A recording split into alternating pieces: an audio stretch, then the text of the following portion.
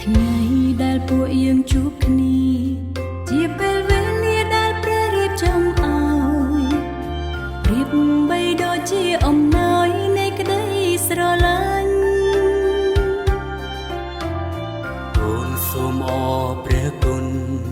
អរព្រះគុណដល់ព្រះវរបិតាដែលទ្រង់ប្រងមេត្តាស្នេហានេះសូមទ្រង់ប្រទានពរថ្ងៃមង្គលសិរីសូមទ្រង់ធ្វើជាស្ទីនិងធ្វើជាស័ក្តិសិទ្ធិពលពីពីស្វាមីទាំងរាថ្មី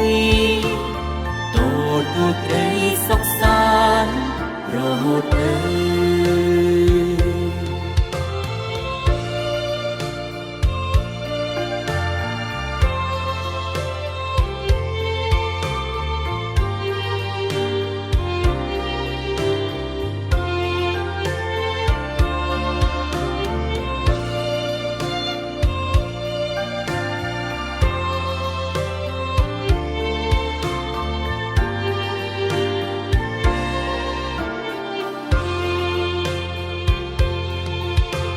ថ្ងៃដែលពួកយើងជួបគ្នា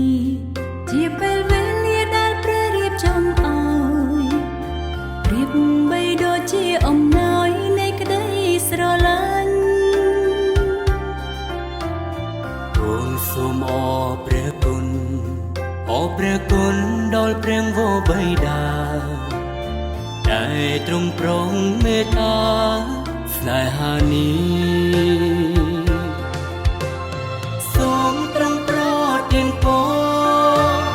ថ្ងៃមង្គលសិរីសូមទ្រង់ធ្វើជាស្ទីនិងធ្វើជាស័ក្តិសិទ្ធិពលពីស្វាមីទាំងរាថ្មីទូក្ដីសុខសាន្តរហូតទៅ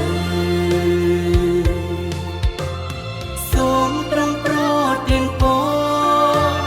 ថ្ងៃមង្គលសិរី